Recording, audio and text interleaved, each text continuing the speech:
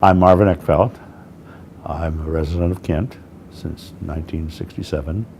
I served the First Christian Church in Kent as their minister for 33 years and retired in 2000 from that full-time job, and have continued to do volunteer things in the community as I did when I was the pastor. Cultural connections. Join us as we explore the diversity of Kent.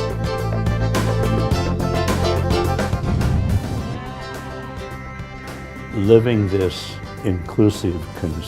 out this inclusive concern is not just a politically correct thing. It's part of the commitment that I have that comes out of my faith. And I recognize that there are some churches who would not be in the same space that I am about that. But I'm where I am because my faith, I want to say compels me, but challenges me to reach out, to be inclusive, to be affirming of others. It's kind of tied up in, love your neighbor as you love yourself.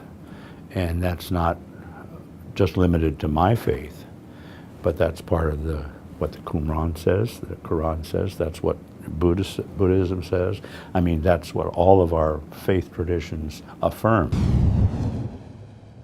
When I applied, I thought, well, I've been around a whale of a long time, and I've seen a lot, and maybe this is one of the things for my bucket list, And I'm looking forward to it getting started. In fact, it's a little, I know it takes time to get going and all that, but I'm looking forward to when we begin to meet, just to see, and I'm hopeful that the city is bringing to our table the kind of very specific resources that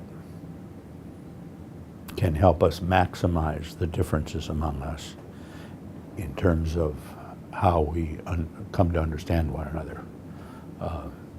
And I don't know how that'll be, but it'd be interesting to see how that works out.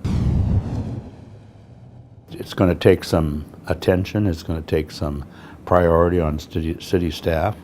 It may take some money if we need to do some kinds of sensitivity training or diversity training, or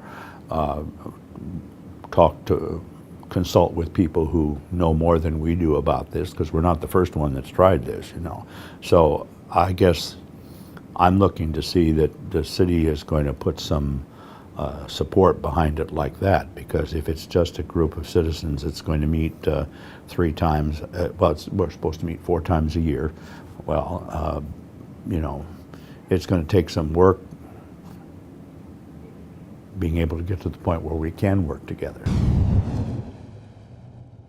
One of the things I look forward to is getting acquainted with the people that I'm going to be working with, because I don't know any of them. And I do know a little bit of their cultural background, of some of them, but not a lot. And I think one of the most important challenges to begin with is to be together as a group long enough so that we know each other's first names and can pronounce them, and we see each other not basically because of our distinctiveness, but primarily because of our commonness. If the commission can build on the good things we already have going for us in the community and help us remain stable and inclusive and positive with each other, that'll be a high five too.